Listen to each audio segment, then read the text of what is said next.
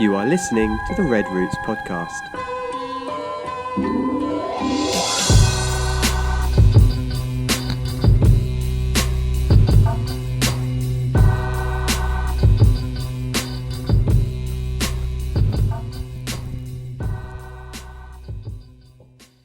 Good morning, good morning. Holy, what happened?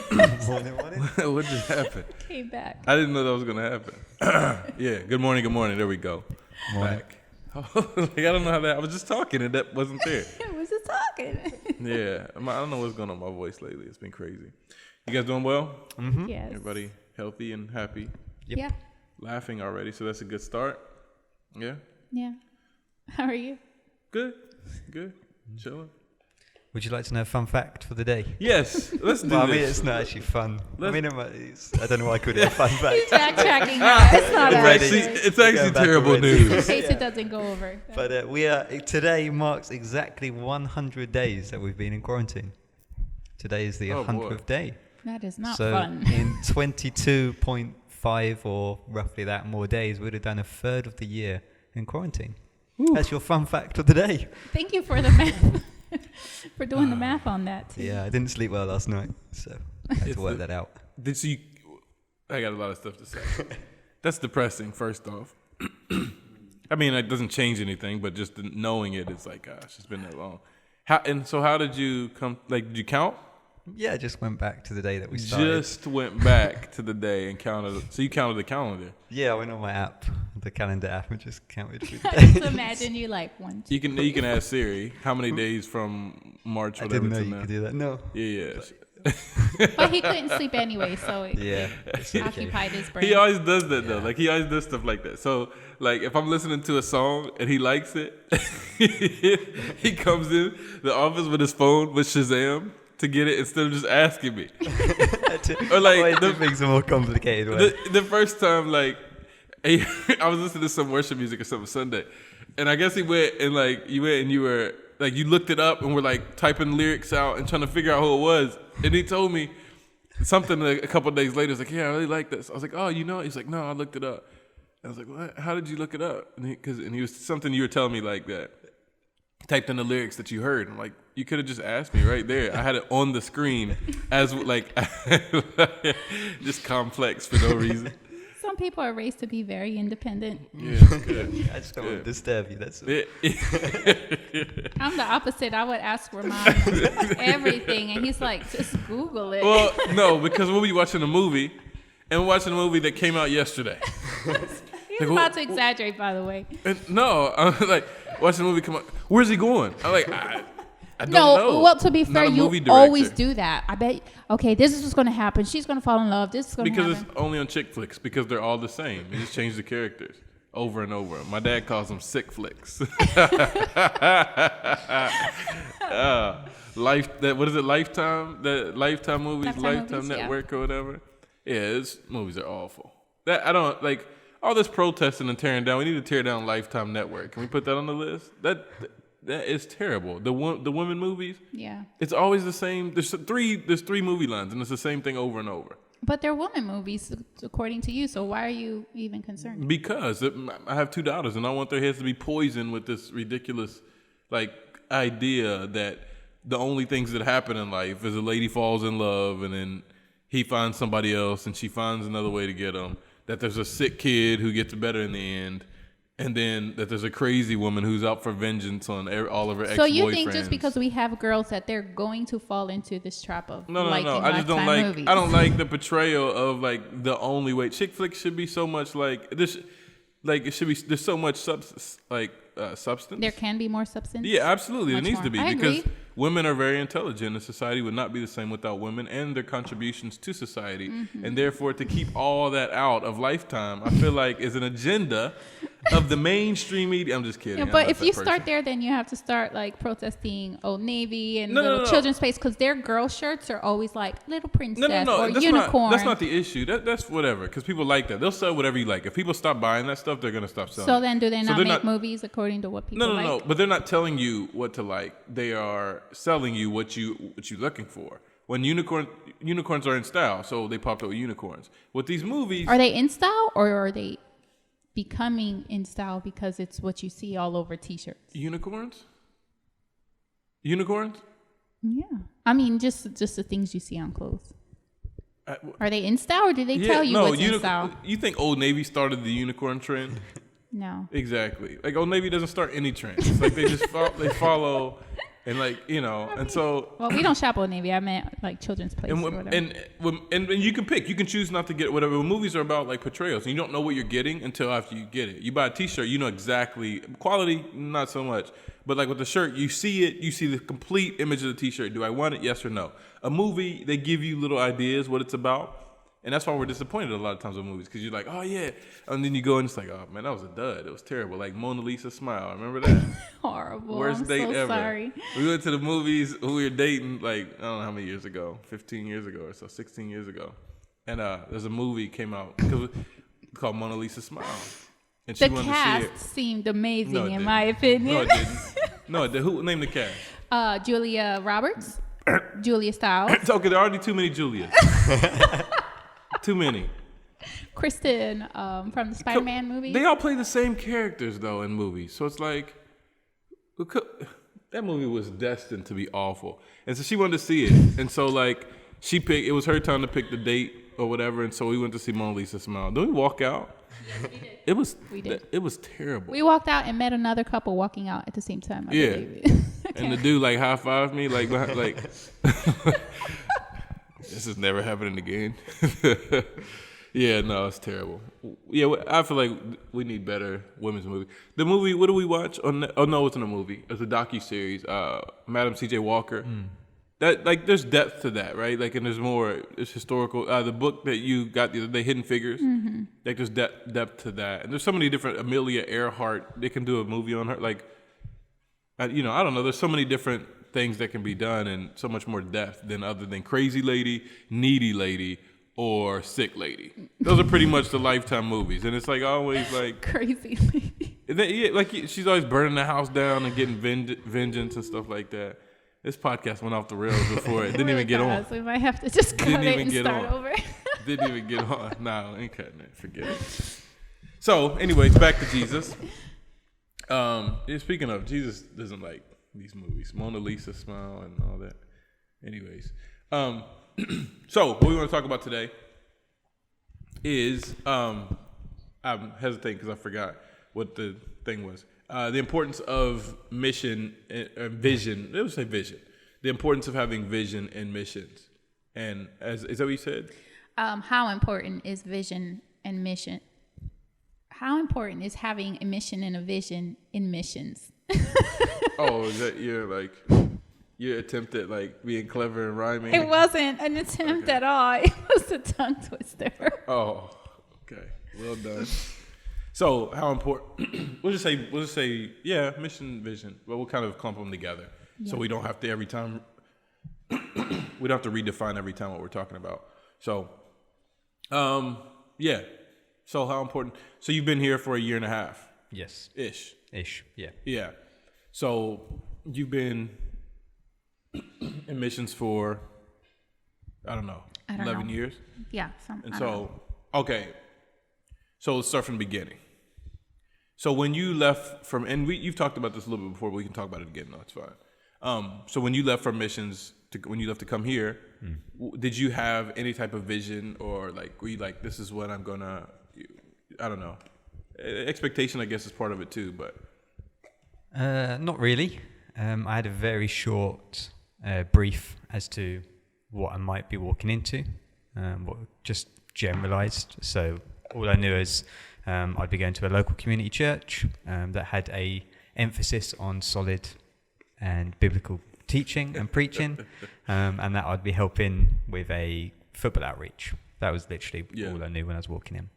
So you didn't have a vision specifically when you came? No. Or a mission because you didn't know how you're going to play the parts, which is reasonable. So you feel in your case that it was, I guess, so in the beginning it wasn't important for you to have those, right? Or I don't know, I'm asking. I mean, that was the situation that was handed.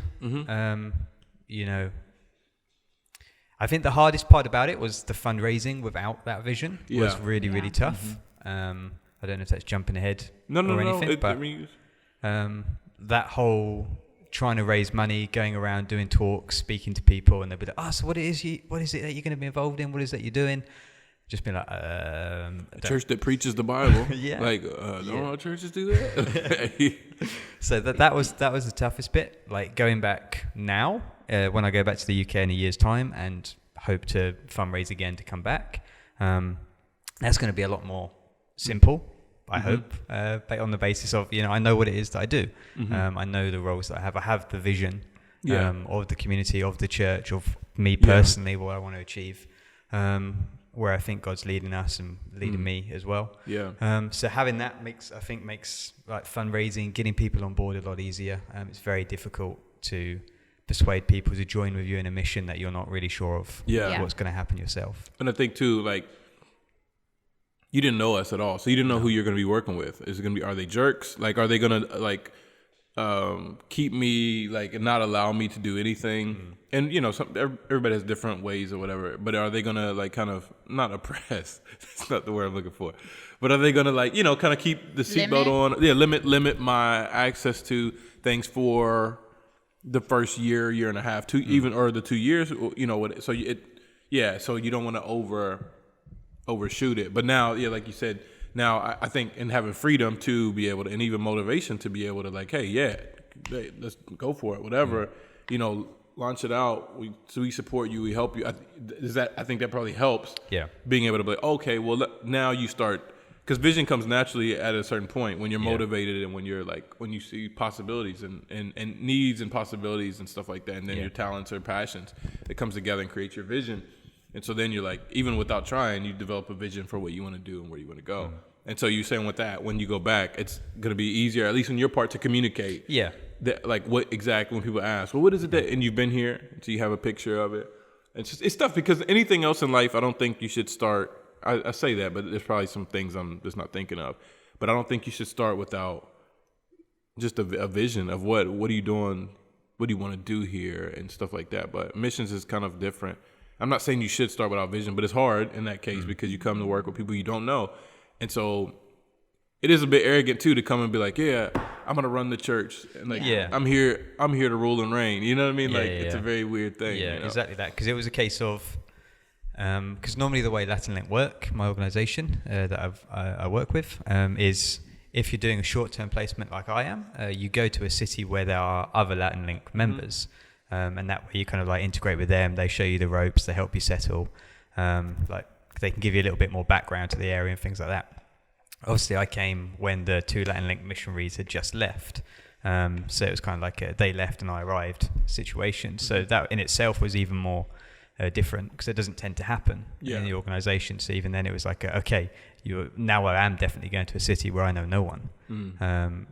So to try and know what's going on in a city where you don't know anyone. Like you said, you don't want to just walk in and be like, hey, this is what I want to do. You guys, this is, help me or stay out my way kind of thing.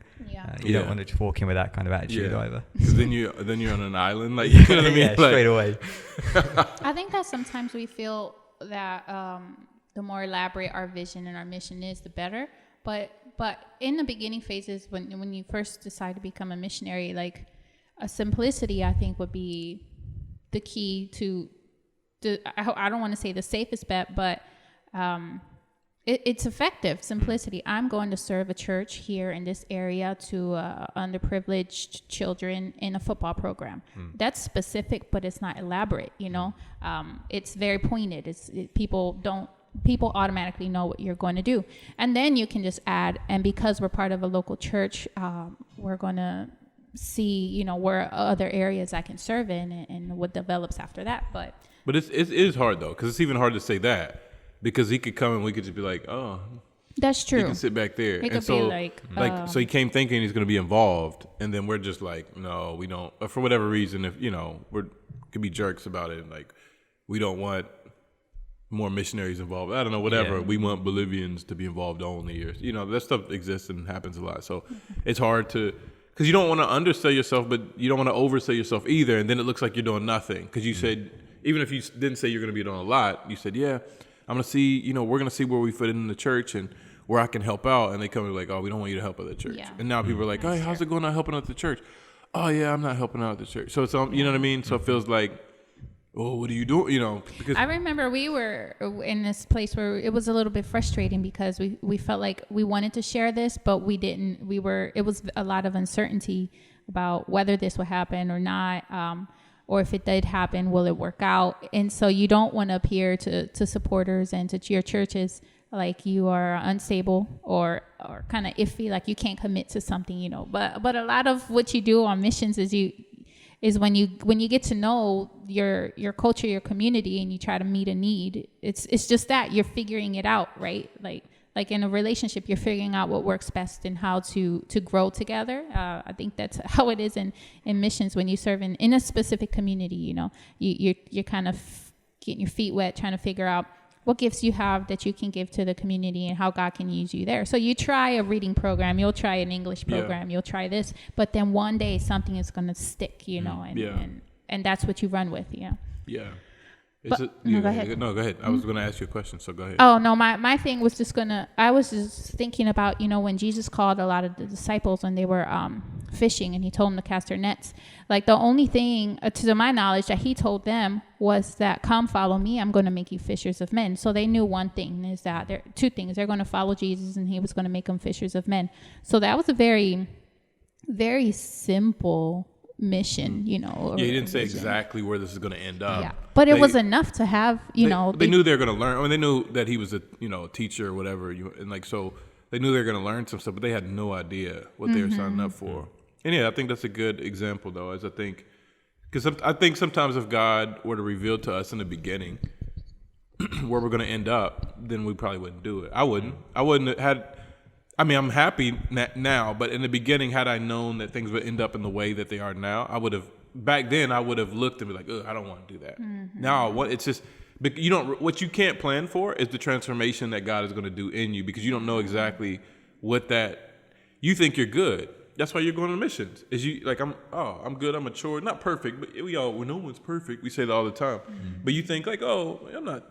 And then like, you're just here and you're allowing God to work in you and all this stuff starts coming out, and it's not always just bad stuff, but your perspective on life is completely changing, like constantly the whole time. And especially if you're involved with people and you're around people and you're dealing with issues and you have issues with natives, and then you know what I mean, issues of the missionary, whatever, your viewpoint is being changed, and you change completely. Like I'm sure in a year and a half, I'm sure your whole perspective on a lot of things has completely changed. Yeah. Like just about things that you wasn't even a question before. It just changes.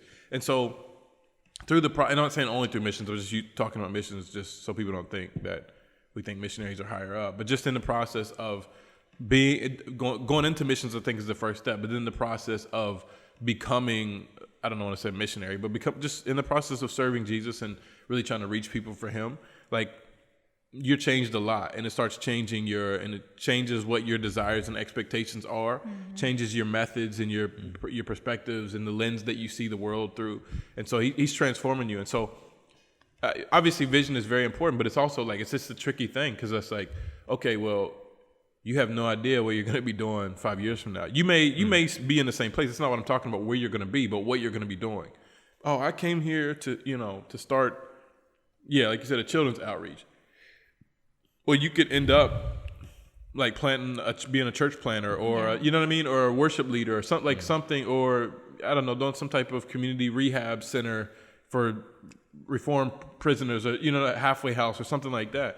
And that's the way it works. And it looks unstable from the outside looking in, but I think it comes through the process of us being like just transformed as we've made ourselves available, and what we thought was complete surrender. We took the step of surrendering to Jesus, of salvation, and then we take a step of surrendering our wants in life and our building our American dream, as we would call it. I don't know if you call it the English dream or what you call it. It's just life. But you kind of like say, okay, well, we're going to give that up, and that's another step of surrender in that area. And then you kind of go on and you think, oh yeah, well, I've given up my life to come here. And Jesus is like, no, that's not really a lot of what, you know what I mean? And so I'm going to continue like kind of more pushing you and conforming you to give up, and pruning you is the thing. I was reading the scripture of I'm the vine, you're the van. I'm the van. Jesus has a bunch of people. Like, I'm the vine, you are the branches. And he's talking about the ones that don't bear fruit, he cuts off. But the ones that do bear fruit, he still prunes them. It's not that, so bearing fruit does not make you safe. He still prunes them so that they'll bear more fruit. That's good. And it's a very painful, so you're still going to get, you know what I mean? He's still going to put you through some stuff so that you can bear even more fruit. And I think for us, we get here and we're like, oh, I bear fruit. And then we get into this process and we start to become pruned. And it's like, oh, what's going on? You know what I mean? But then you change, but at the end of it all, you bear more fruit. And that's what James 1:2-4 and Romans 5:3-5 is all about. 1 Peter something. It's all about that. It's talking about whenever trouble comes your way, count it all joy because you build your dirt. But it's talking about so you can bear more fruit. And it's talking about the pruning process or whatever. Yeah. So I think in this, that's what we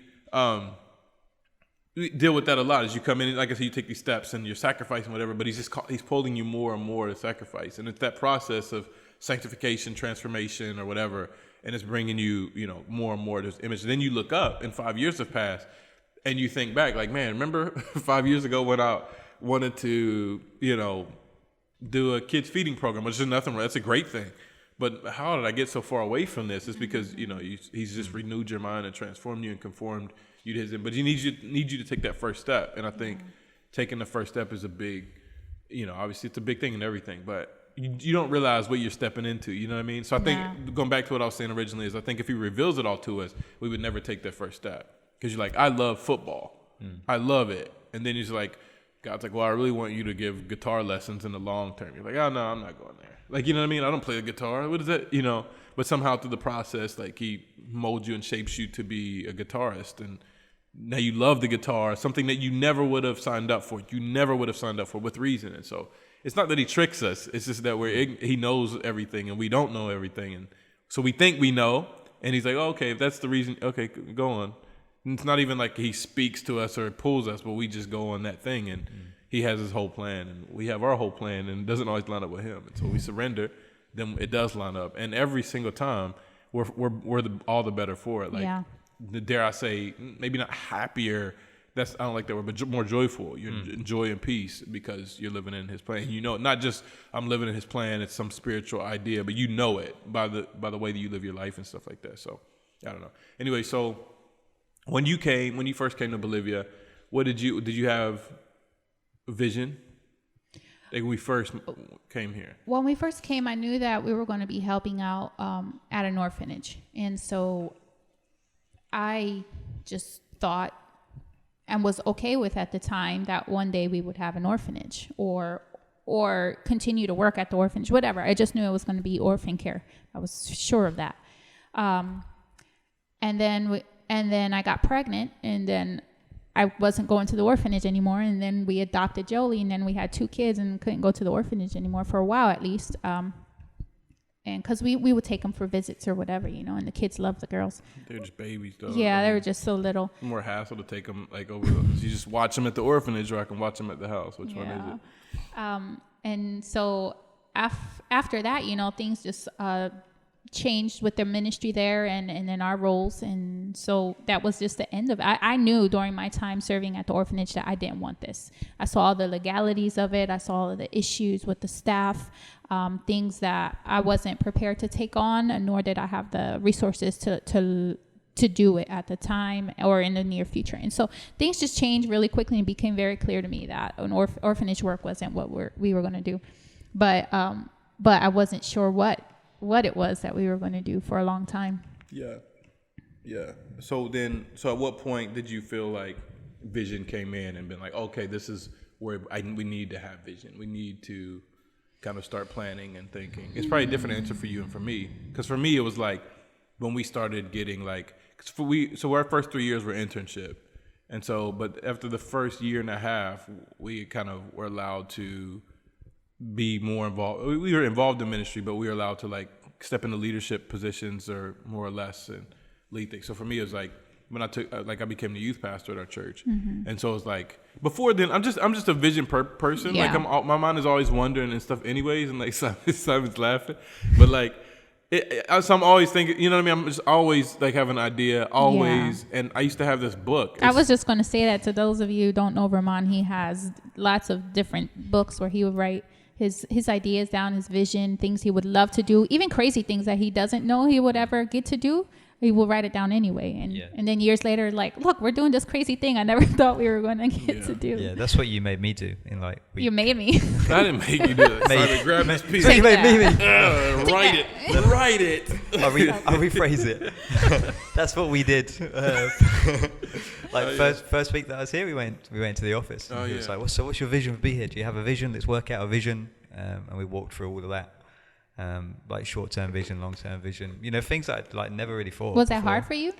Yeah, because I hadn't really thought of it. Mm-hmm. But it's not even about what you say in the moment. It's just about thinking. Yeah, that just direction. opening up your mind to possibilities that could come about. And we were both. Well, he explained to me very much like, okay, what you might put down now might not happen till 10 years time, and you might go a completely different route to get there than you think that you're going to go, because we were very community centered.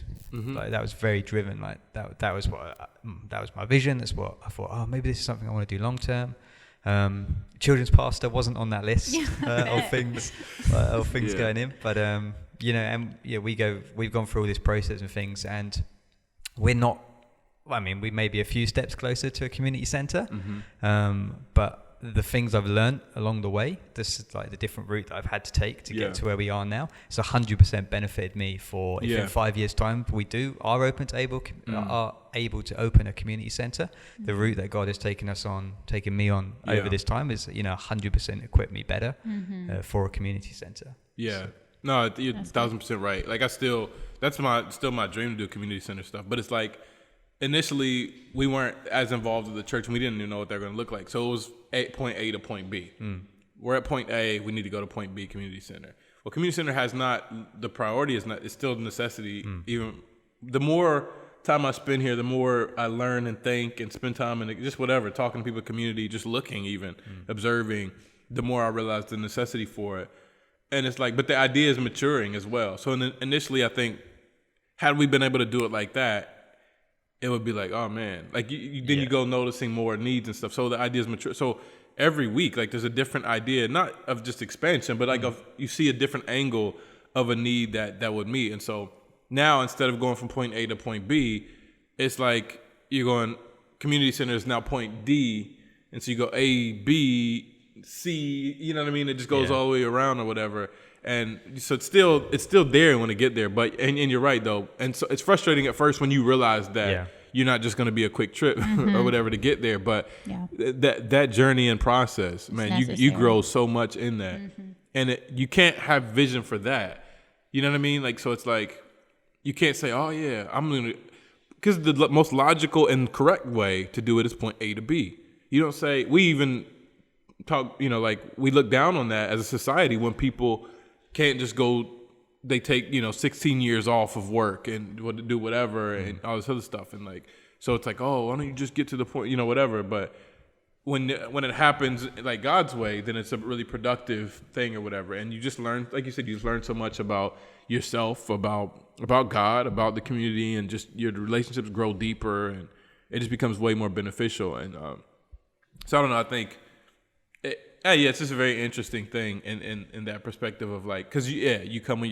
your vision and you're ready, and like we said, we talked about it, and we still talk about it, and but when what once was a straight line now is just an absolute pretzel of it's like 68 pretzels, you know what I mean, like side by side, and like. But that's probably usually the case with anybody that's doing long-term missions. You don't have the luxury of doing that when you're doing short-term missions. You just need to have your vision, have your mission, have your schedule, your agenda, and execute, because that is going to determine your quote unquote success of the trip. That's true.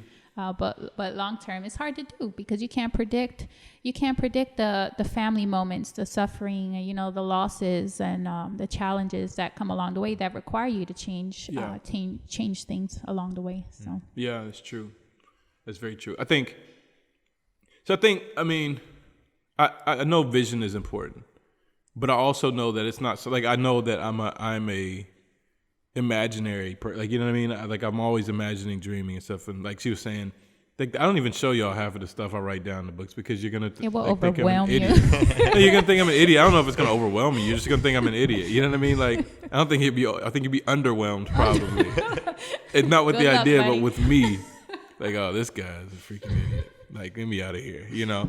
And so no, it's just stuff that like I don't know. Anyways, I keep a lot of this stuff like just private or whatever. Not because it's not about excluding people. It's just that I completely realize how absurd some of the stuff that like I said. However, I don't know. So I know that doesn't come natural to everybody. Is what I'm trying to say.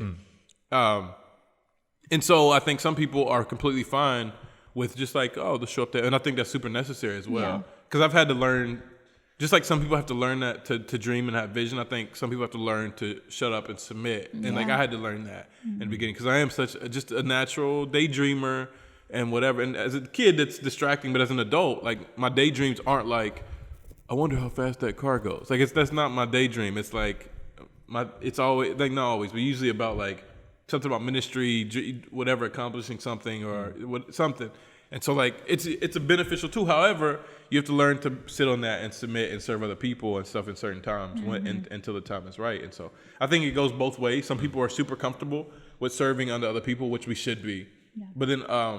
But then there comes a time for those people to step up and lead, and that's an uncomfortable thing because they have their vision. But then there's a lot of people that are comfortable leading or having vision or whatever, but they're not comfortable, you know what I mean, submitting or submitting to leadership or following or serving in that. And I think need to have a very healthy balance of both of those, you know. And so I think at least for initially long-term missions, you won't survive without vision. Like it's not, just like in life, if you can't see where you're going or you don't have any assistance to help you see where you're going, you know, you're not going to live long.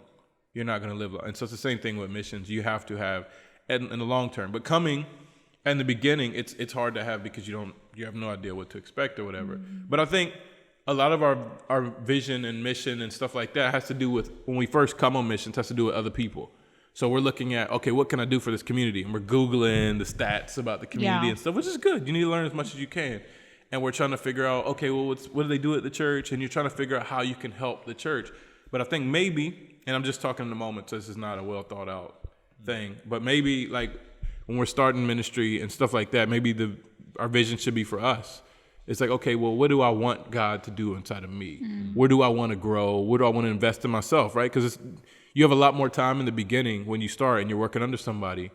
And okay, how can I take advantage? So what is my vision? What do I want to become? So yeah, what do I want God to do in me? But also what goals do I have to be able to, okay, let's say you come here and you're like, man, even before you come, I would really like to start a soccer school. And you write before, is there a soccer school or soccer academy, football academy, in Trinidad? No, there's not anywhere near, blah, blah, blah. So you get that in your mind, and you don't know what that looks like yet because you haven't been here. But then you come here and let's say you're doing vacation Bible school or something. You know, I don't know, just for something. And so you're doing that, and you can do that faithfully and learn to serve. But while all the time, what do you need to do to learn about soccer, a football academy, developing a football academy in private in your time? And like, so you can use that time to develop your vision. And so I think the first step is like, okay, what are my expectations to be done in me? What areas do I need to change in? Do I need to grow in? What is the vision for my life, my personal life? Like, what do I, there's a lot of things that go on that. It's like submitting to people in the local culture. Yeah. Because that's an issue that we all have. We're all from Western, big booming cultures and societies, and so it's, you know, we have supremacy issues. Absolutely have it, and we talked about this before.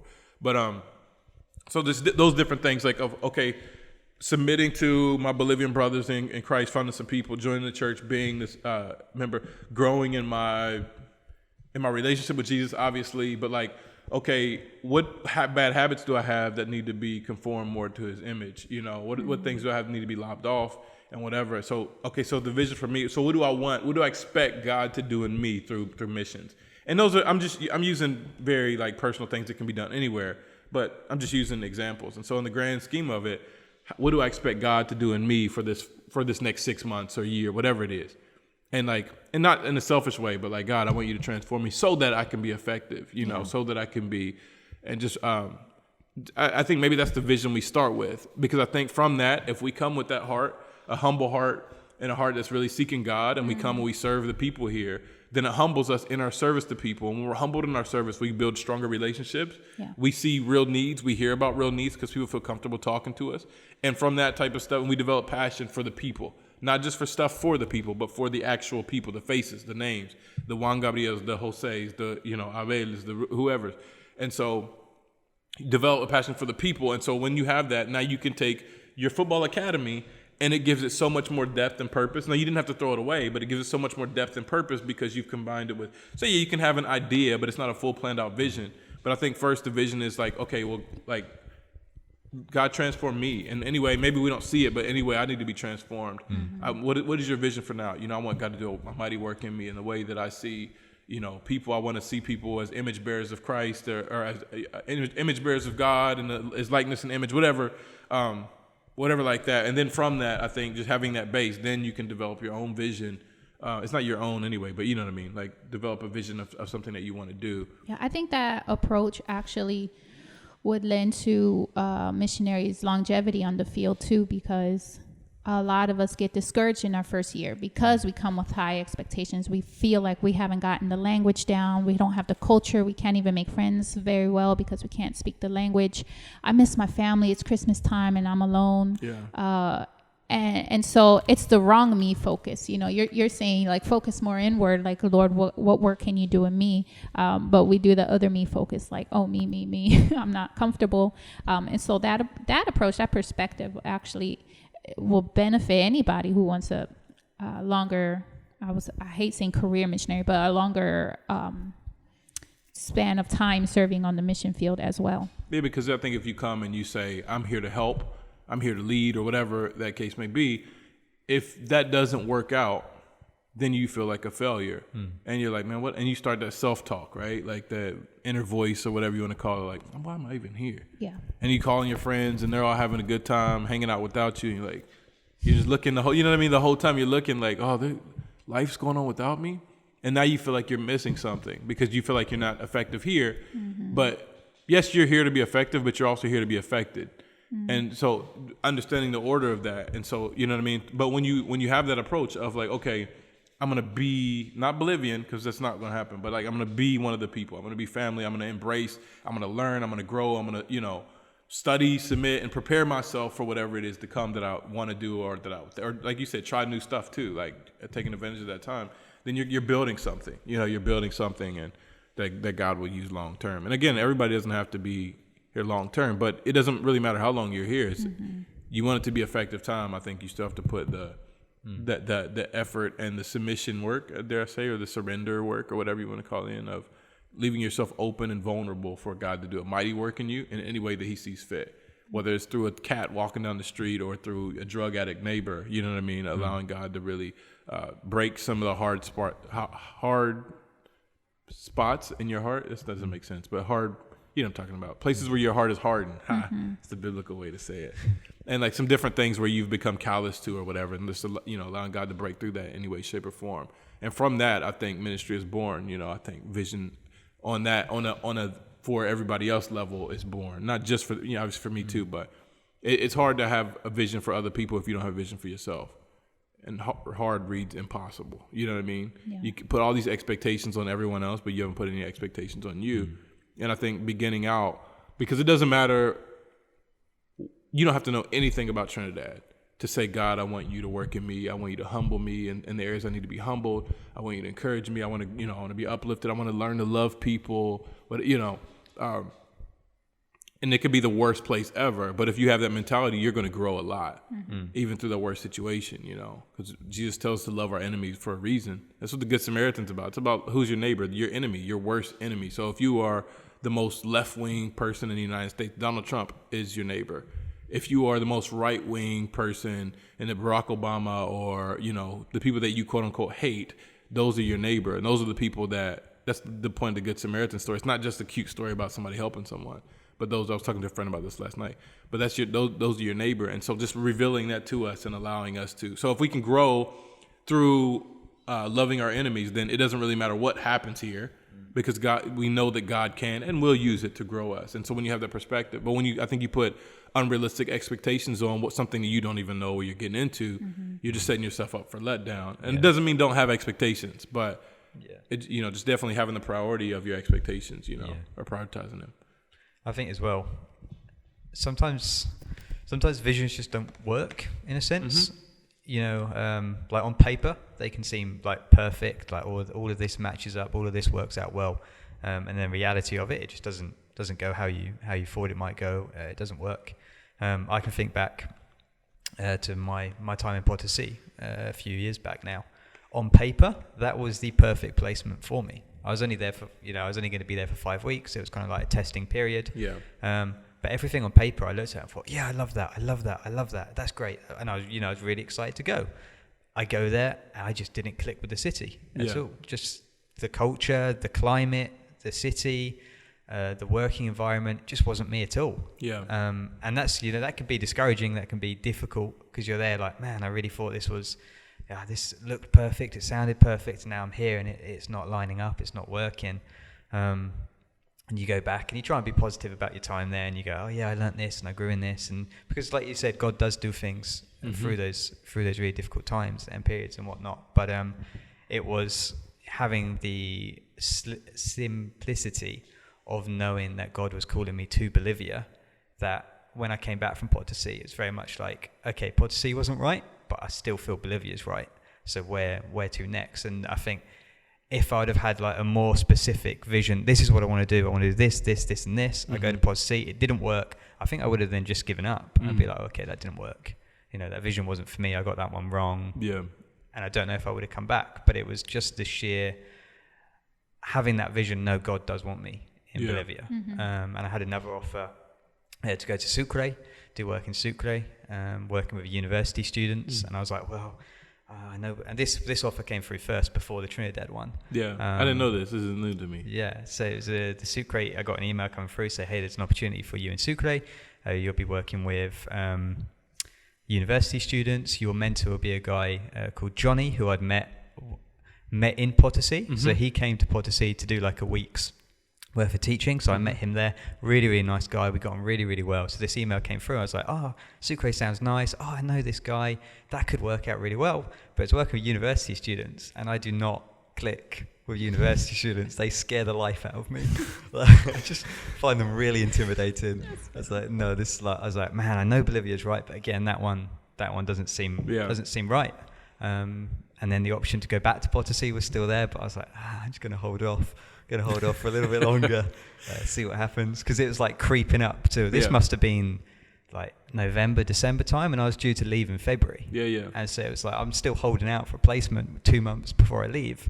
And then the email from Trinidad comes through. No one was really expecting, like, I think the email came through, hey, I don't know if he's interested, but we'll just send this out, see what happens. They thought you were going to say no. Yeah. But like Craig was like really like paying attention to the whole thing, and Craig is the missionary that was here before that for people listening, but he was like, he had mentioned it to me because their situation was different at the time or whatever, and so he had mentioned it to me. He's like, hey, what do you think? I was like, yeah, I think it's good. He's like, I think it'd be a good place for him, and like, so he's kind of the one that saw it, and he kind of pushed it. Yeah. Because I think everybody was like, he's on Trinidad, he does it. And like, so he kind of pushed it, and I think he was the one in contact with and so he was like kind of pushing it and whatever, and then he came back to me like, I don't know if he was surprised or excited, but he was like, yeah, he's interested in coming, like, huh.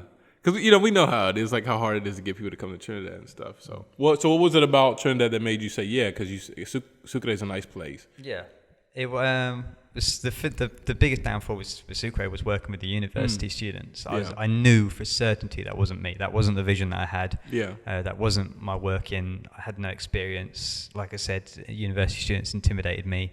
I was only just finished university myself, so I just felt like I'm not equipped to work with university. Yeah. Like people my age, I was like, it's just, I don't feel ready to do that. So held out, and Trinidad comes in, and it was working with a church. I was like, oh, that sounds good. Working with a football school, I like football, so that could work. And I did a bit of research. Google. My granddad researched it.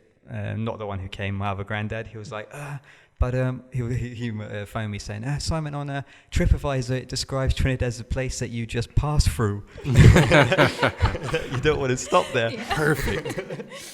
Just pass through it. So I was like, I spoke to my other granddad, who was a missionary himself in Bolivia, and he was like, oh, no, I think you'll like Trinidad. You know, there's excitement there. It's an exciting place. No, I think that'd be good. So I just thought, yeah, why not? Go for it. Climate looked great. Yeah, warm weather. I was like, oh, that could work. Yeah. So yeah, it was. Yeah, it was just the simplicity, the vision of knowing God wanted me in Bolivia, but every other city, Potosí wasn't right, Sucre wasn't right, Santa Cruz wasn't right, Cochabamba wasn't right, and then Trinidad comes up, and I was like, okay, that one sounds positive. Yeah. Sometimes you don't know what you want until options are available too. Absolutely. Right? It's like, I don't know what I want, but I don't want that. Yeah. Like, Yeah, that's true. Yeah, we do that with a lot of stuff. Like, where do you want to go eat? I don't know. You pick. All right, let's go to McDonald's. I don't want McDonald's. Like, what? Well, then you pick. Like, you know what I mean? Like, well, you can say no to stuff you didn't know, but then you say, Chick-fil-A, whatever. Oh yeah, that's it. That's what you want. You're right. You don't think about it until you hear the right option. So it's very interesting the way it works, and then even more interesting the way that God works through our situations, knowing our I don't know the word I'm trying to. Our depth of incapableness. What is the word that we use for that? For being incapable? Yeah, incapacity.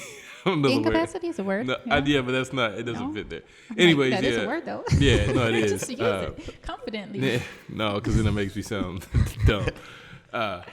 Which I'm not helping myself because I don't remember the word anyway.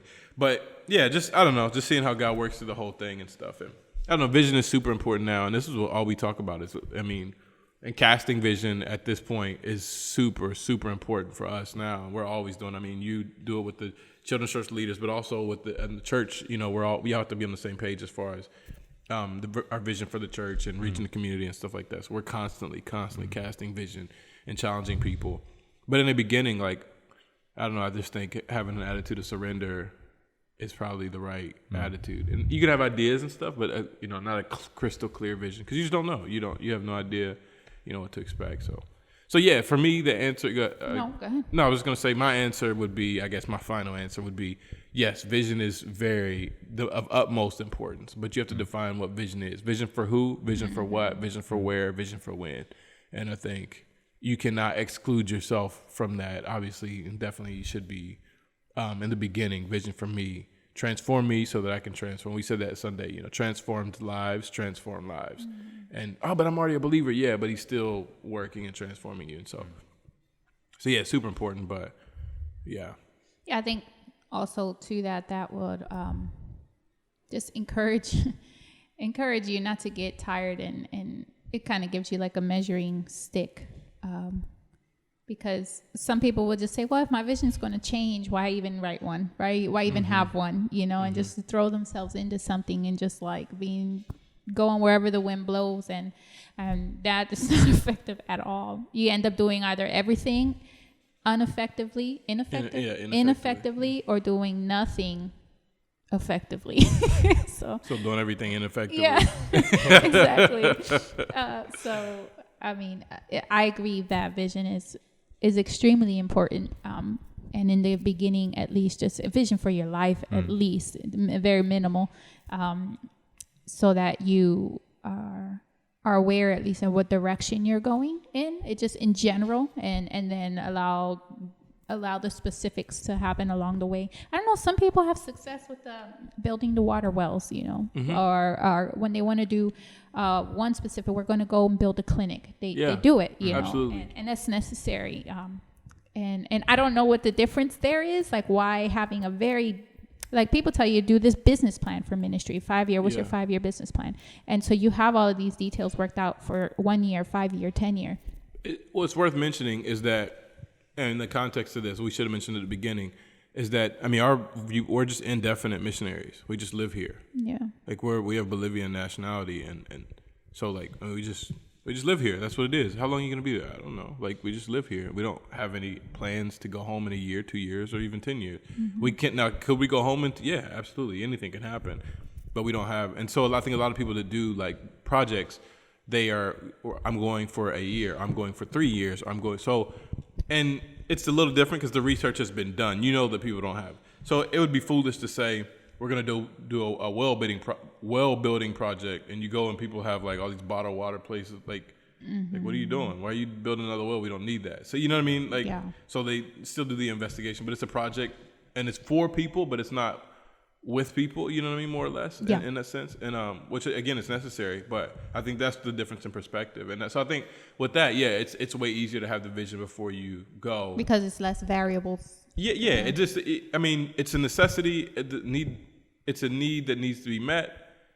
It should be a human right to have access to clean water. You can set a time frame also. Yeah, absolutely. And so it's a very like A/B thing. And the way we don't view life from that perspective, not because it's wrong, but just because we live here and we do, more like discipleship and stuff, ministry. And so it's a lot harder, you know what I mean, when you're depending on people and stuff like that to come in and be like, all right, we're going to do this, this, and this. And they're like, oh, we are? Like, you know what I mean? You don't even know us. Like, and so it's a different thing. Instead of, hey, I'm going to come and provide this thing for you. People would be foolish to say, oh, we don't have any clean water, but don't build a well. We don't want to, you know what I mean? So it just makes it's just a short term, like, it's a short-term goal, as absolute necessity, but the short-term goals, and then there's long-term like living or whatever. And so I think makes sense. I think in that sense, definitely you can go in with a vision and know exactly what you want to do and accomplish. But